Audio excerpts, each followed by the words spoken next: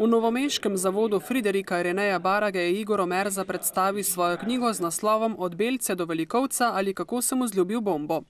Igor Omerza je sicer po odmevni knjigi Edvard Kocbek, osebni dosje številka 584, nadaljeval s sistematičnim raziskovanjem manj znanih in zakritih dogodkov iz naše polpretekle zgodovine.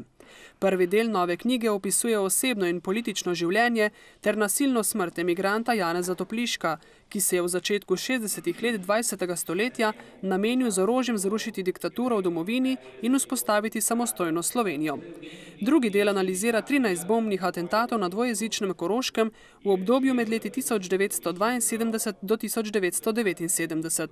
Poseben poudarek je na mednarodnem državnem terorizmu oziroma na ponesrečenem velikovškem bombnem atentatu, ki sta ga septembra 1979 izvedla Luka Vidmar in Marina Blaj.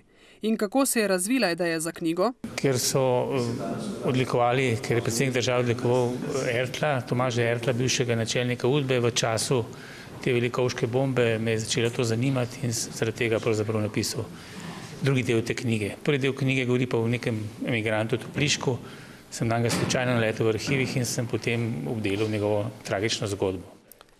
Tragična zgodba Janeza Topliška je sicer do zdaj čakala na podrobnejšo razčlenitev. Njegova zgodba je v tem, da je ilegalno prišel v Jugoslavijo, so ga ujeli, sodili in poslali v Staro Gradiško, kjer je pri pobegu iz zapora so ga ustrelili.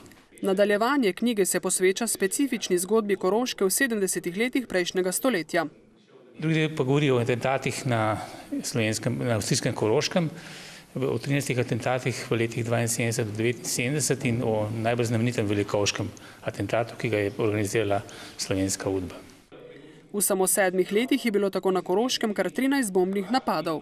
V tem času je Koroška bila seveda pod velikim pritiskom Avstrijcev oziroma Nemcev in bilo je precej demonstracij, bilo je precej tudi bombnih atentatov, za vse ne vemo, kdo jih je izvedel.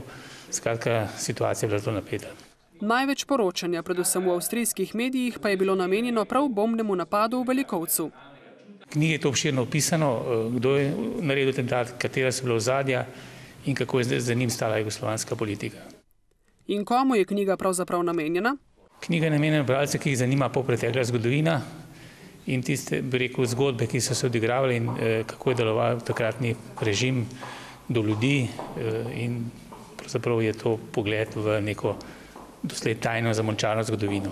Knjiga Od Belce do Velikovca ali kako sem vzljubil bombo je sicer izšla pri Mohorjevi založbi Celovec, prav v teh dneh pa bo izšel tudi njen posodobljen in razširjeni nemški prevod.